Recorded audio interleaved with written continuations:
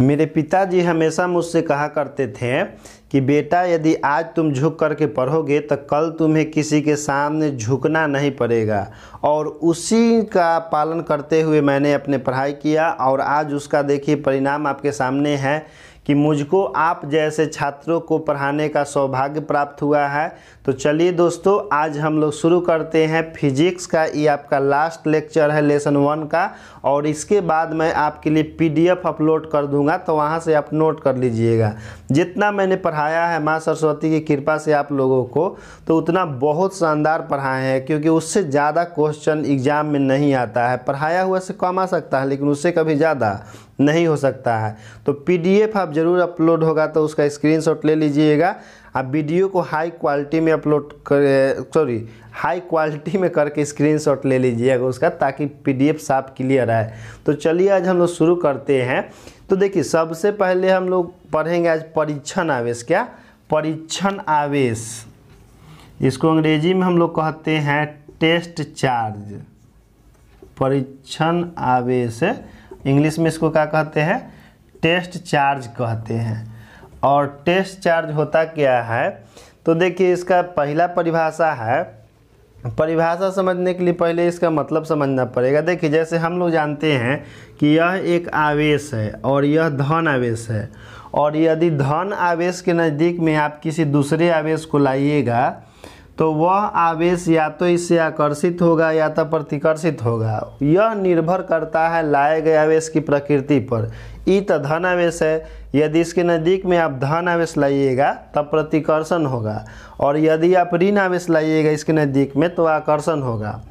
तो आकर्षण या प्रतिकर्षण किस कारण से होता है? तो एक आवेश दूसरे आवेश पर बल लगाता है, और एक आवेश दूसरे आवेश पर जो बल लगाता है उस बल को हम लोग विद्युत बल कहते हैं। एक आवेश दूसरे आवेश पर जो बल लगाता है उसको हम लोग क्या कहते हैं? विद्युत बल लगते हैं।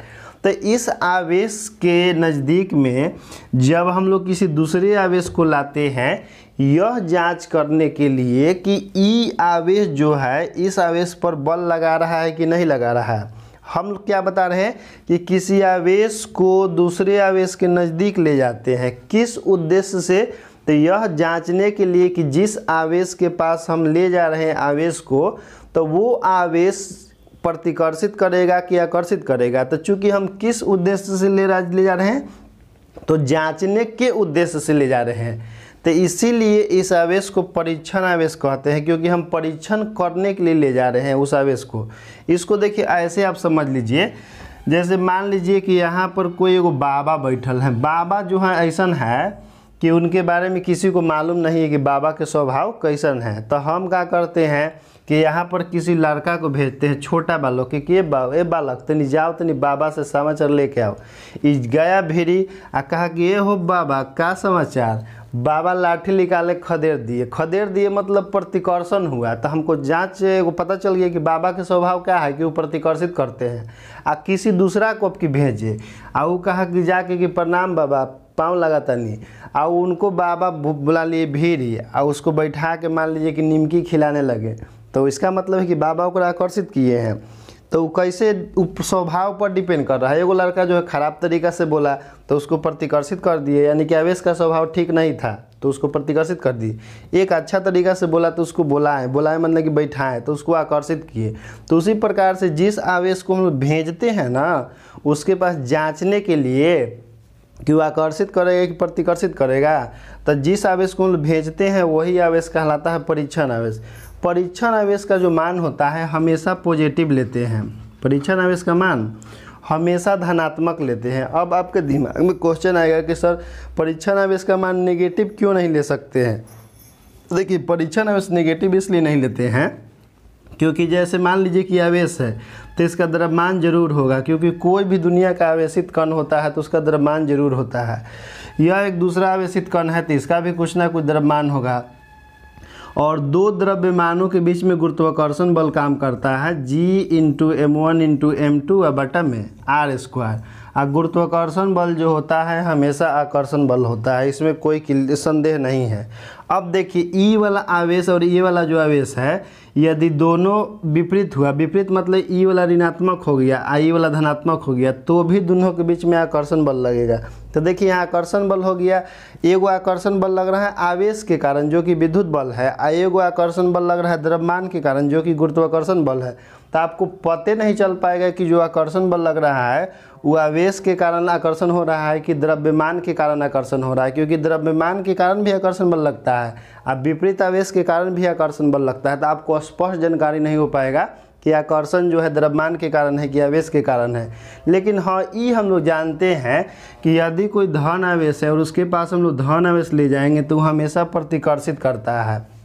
तो दो आवेशों के बीच में प्रतिकर्षण कब होता है? जब दोनों धन आवेश रहते हैं या दोनों सेम आवेश रहता है तब, क्योंकि आकर्षण तो द्रव्यमान के बीच में भी काम करता है और आवेश के बीच में भी काम करता है, लेकिन प्रतिकर्षण जो है केवल दो आवेशों के बीच में काम करता है, वो भी कब? जब दोनों एक समान आवेश होता है तब।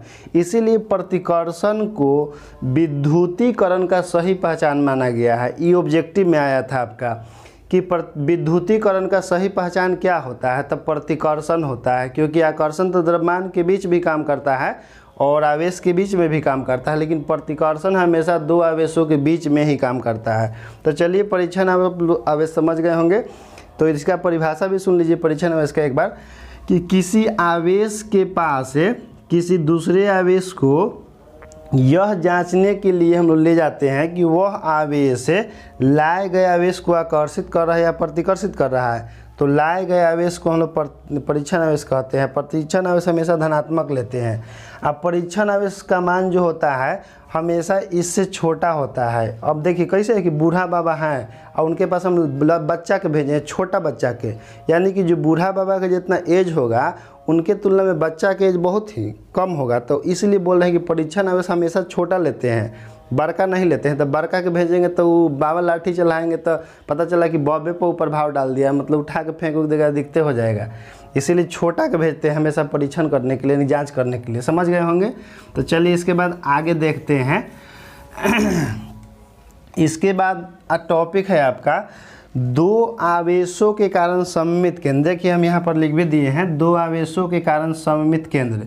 लेकिन दो आवेशों के कारण सममित केंद्र के बारे में जानने से पहले आप ये जान लीजिए कि सममित केंद्र होता क्या है। तो ये देखिए, जैसे मान लीजिए कि यहाँ एक आवेश है Q1 और एक कोई दूसरा आवेश है Q2, दोनों को मिलाने वाला एक रेखा है, ठीक।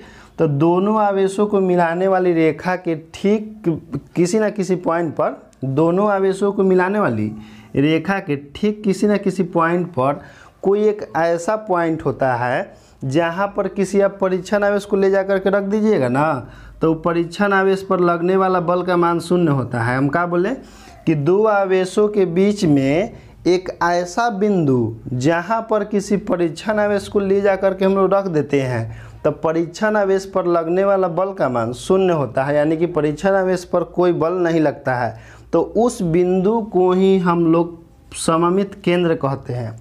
उसको अंग्रेजी में बोला जाता है सिमेट्री सेंटर। क्या बोल रहे हैं हम? Symmetry centre. Symmetry centre. Symmetry centre क्या होता है? तो दो आवेशों के बीच में एक ऐसा बिंदु जहाँ पर किसी परीक्षण आवेश को रखते हैं तो उस पर लगने वाला बल का मान शून्य होता है, तो उसी बिंदु को हम लोग क्या कहते हैं? सममित केंद्र कहते हैं। अब देखिए हम लोग पढ़ेंगे दो आवेशों के कारण सममित केंद्र।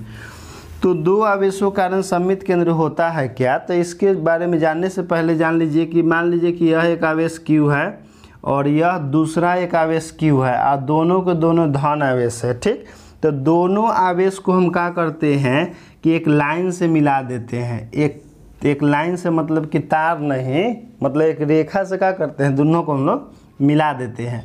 तो जब दो आवेशों का कारण सममित केंद्र क्या होता है कि जब बराबर परिमाण के दो सजातीय आवेश, जब बराबर परिमाण के दो सजातीय आवेश एक दूसरे से कुछ दूरी पर स्थित होते हैं, तो दूरिया को जी मान लेते हैं R मान लेते हैं कि एक दूसरे से कुछ दूरी पर स्थित होते हैं, तो दोनों आवेशों को मिलाने वाली रेखा के ठीक मध्य बिंदु पर, एकदम ठीक मध्य बिंदु कहने का मतलब है कि यदि दोनों के बीच का दूरी 50 सेंटीमीटर है तो इधर से 25 सेंटीमीटर है, उधर से भी 25 सेंटीमीटर।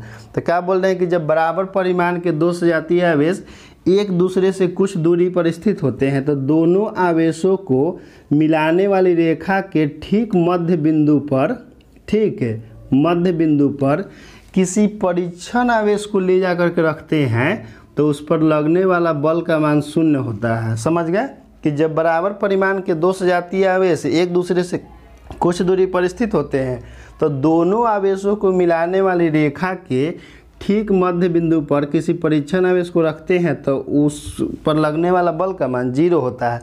तो दो समान आवेश के कारण जो सममित केंद्र होता है वो कहाँ होता है, तो ठीक बीच में होता है। ठीक, तो ये आप लगता है कि समझ गए होंगे कि दो आवेशों का सममित केंद्र कहाँ होता है, तो दोनों आवेशों को मिलाने वाली रेखा के एकदम ठीक बीच में होता है।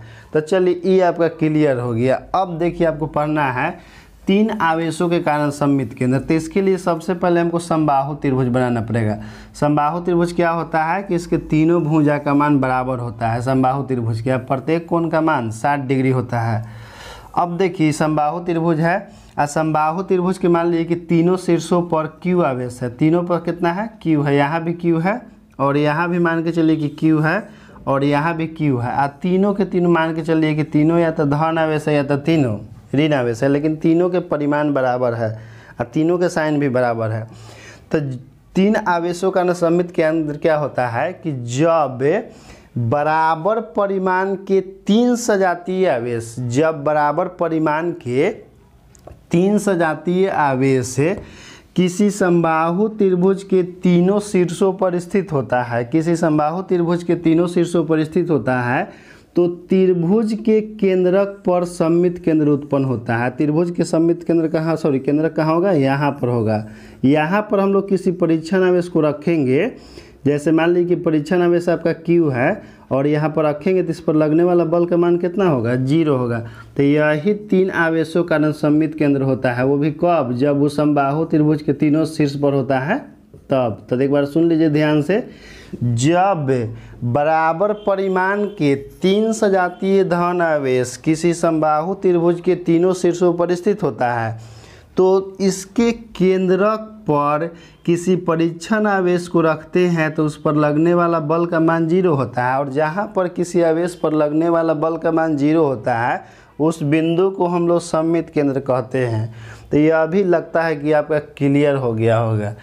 इसके बाद देखिए हम लोग को पढ़ना है चार आवेशों के कारण सममित केंद्र। यहाँ देखिए हम लिख दिए हैं पहले ही चार आवेशों के कारण सममित केंद्र। तो चार आवेशों के कारण सममित केंद्र क्या होता है कि जैसे मान लीजिए कि कोई एगो वर्ग है और वर्ग के चारों भुजा पर मान लीजिए कि आवेश Q है, ये भी Q है, यह भी Q है, यह भी Q है, यह भी Q है। अब देखिए ऑफलाइन क्लास में हम पढ़ा रहे थे कि यहो Q है, यहो Q है, यहो Q है, तो वही में बोल दिया कोई कि सर कटोरवा में घी है। कोई होता है सब जो लय में लय बैठावे में एकदम तेज रहता है सब, तो क्या कर सकते हैं, डांट के बैठा दिए कि बैठो, हल्ला करता है सब। हाँ तो देखिए क्या बोल रहे हैं कि जब बराबर परिमाण के चार सजातीय धन आवेश या चारों ऋण आवेश हो, लेकिन एक समान होना चाहिए। जब बराबर परिमाण के चार आवेश किसी वर्ग के चारों कोनों पर स्थित होता है, किसी वर्ग के चारों कोनों पर स्थित होता है तो वर्ग के विकर्णों के कटान के मध्य बिंदु पर, जैसे देखिए एगो विकर्णी हुआ और एगो विकर्णी हुआ, दोनों विकर्णों के कटान के ठीक मध्य बिंदु पर सममित केंद्र उत्पन्न होता है। सममित केंद्र मतलब यहाँ पर किसी आवेश को रखिएगा तो इस पर लगने वाला बल का मान 0 होता है। तो समझ गए क्या बोले कि जब बराबर परिमाण के चार सजातीय आवेश किसी वर्ग के चारों कोनों पर स्थित होता है तो वर्गों के विकर्णों के कटान बिंदु पर सममित केंद्र उत्पन्न होता है। जहाँ किसी परीक्षण आवेश को रखते हैं तो उस पर लगने वाला बल का मान 0 होता है। ये सब ऑब्जेक्टिव में आता है, जो भी हम आज आपको पढ़ाए हैं ना सब ना, वो सब हमेशा ऑब्जेक्टिव में आता है, कभी भी आपका सब्जेक्टिव में नहीं आता। इसलिए इसको पढ़िएगा तो ऑब्जेक्टिव के उद्देश्य से पढ़िएगा, सब्जेक्टिव के उद्देश्य से नहीं। कभी कभी इस पर आधारित न्यूमेरिकल भी आता है तो उसको हम लोग मुजबानिये बना देते हैं। फ़र्क क्या है कि यहाँ पर आवेश का आपका मान दे देगा कि यहाँ पर भी 5 कूलम है, यहाँ पर भी 5 कूलम है, यहाँ पर भी 5 कूलम है और यहाँ भी 5 कूलम है, तो यहाँ पर हम लोग 1 कूलम के आवेश को रखेंगे तो उस पर लगने वाला बल का मान कितना होगा। तो हम बोले हैं कि जब बराबर परिमाण के 4 आवेश किसी वर्ग के चारों कोनों पर स्थित होता है तो वर्ग के विकर्णों के कटान बिंदु पर किसी भी आवेश को रख दिया जाए तो उस पर लगने वाला बल का मान 0 होता है। तो डिमोरलाइज करने के लिए पूछेगा तो कोई बात नहीं है, लेकिन हम लोग पहले ही से तैयार हैं, पूछे दो कितना पूछेगा, सबके हल है यहाँ। लेकिन ऐसे तो हल तो किसान के पास है। हाँ, एक और बात जान लीजिए, जीवन में कोई भी समस्या हो, जीवन में कोई भी समस्या हो तो उसके लिए डायरेक्ट किसान के पास जाएं। क्यों? क्योंकि हल तो किसाने के पास है। अब वो अलग बात है कि अब ट्रैक्टर आ गया है, लेकिन हल तो किसाने के पास शुरू से ही रहा है। तो चलिए इसके बाद हम लोग पढ़ते हैं अब एगो वृत्तीय वलय के कारण सममित केंद्र। वृत्तीय वलय का मतलब जो आप सर्कस में रिंग देखते हैं ना, जो होता है, जो कि जैसे सर्कस में दिखाया जाता है, तो उस टाइप का रिंग है। उसको हम लोग बचपन में गौज गाड़ी कहते थे। गौज गाड़ी गांव घर में चलाते थे या चल डोकरे लेके डेली घरे मार खाते थे पूरा दम मम्मी से। तो वो खैर अब तो ख़त्म हो गया, स्मार्टफोन के ज़माना आ गया, तो बच्चा लोग स्मार्टफोन में बिजी रहता है, कहाँ गौज गाड़ी चलाएगा। तो चलिए देखते हैं अगला टॉपिक क्या है कि वृत्तीय वलय के कारण सममित केंद्र। वृत्तीय वलय के कारण सममित केंद्र, तो वृत्तीय वलय वही जो सर्कस में जो रिंग होता है। तो इस प्रकार से मान लीजिए कि रिंग है ये, रिंग है तो वृत्ताकार है, तो इसका कहीं ना कहीं केंद्र होगा। तो मान लेते हैं इसका केंद्र O है और इसका त्रिज्या R है। इस पर मान लेते हैं कि आवेश Q जो है ना एक समान रूप से वितरित है। आवेश Q को एक समान रूप से वितरित कर दिया जाता है क्योंकि सुचालक पदार्थ का बना होता है। हम आपको पढ़ाए थे कि जब आवेश किसी सुचालक को दिया जाता है तो आवेश उसके सतह पे एक समान रूप से फैल जाता है। कहाँ पढ़ाए थे भाई? तो जब आवेश के गुण आपको पढ़ा रहे थे ना, तो वही पर ही पढ़ाए थे, तो वहाँ से भी आप जाके देख सकते हैं। तो जैसे मान लीजिए कि कोई वृत्ताकार रिंग है, अब वृत्ताकार रिंग के सतह पर हम लोग Q आवेश दिए हैं, तो एक समान रूप से आवेश ओकरा पर बंट गया है। तो इस स्थिति में वृत्ताकार रिंग के ठीक केंद्र पर सममित केंद्र उत्पन्न होता है। तो इसको किस तरह से बोलेंगे? तो बोलेंगे कि जब आवेश किसी वृत्तीय रिंग को दिया जाता है तो आप वृत्ताकार रिंग के ठीक मध्य बिंदु पर यानी कि सेंटर पर किसी आवेश Q को रखते हैं, यानी कि परीक्षण आवेश को रखते हैं, तो उस पर लगने वाला बल का मान 0 होता है। यानी कहने का मतलब है कि यही पॉइंट आपका क्या है? सममित केंद्र है। तो यह भी आपका हो गया कि सममित केंद्र कहाँ होता है? वृत्तीय रिंग के कारण, तो उसके केंद्र पर होता है। इसके बाद देखिए न्यूमेरिकल है। तो न्यूमेरिकल जो है हम आप लोग को अगला वीडियो में बता देंगे। तो इस वीडियो में इतना ही दोस्तों, क्योंकि यह चैप्टर जो है आपका इसका थ्योरी पूरी तरह से ख़त्म हो गया है। अगला चैप्टर जो शुरू होगा तो वो भी बहुत ज़बरदस्त है और उसमें एक से एक खतरनाक एग्जाम्पल है। एग्जाम्पल तो हम ऐसा ऐसा देंगे आपको उसमें कि आप जो है क्लास छोड़ के जा नहीं सकते, यानी कि एक बार देखना शुरू कर दिए तो आपको उठ के जाने का मन नहीं करेगा, ऐसा ऐसा एग्जाम्पल है। तो इसी के साथ जय हिंद, जय भारत दोस्तों।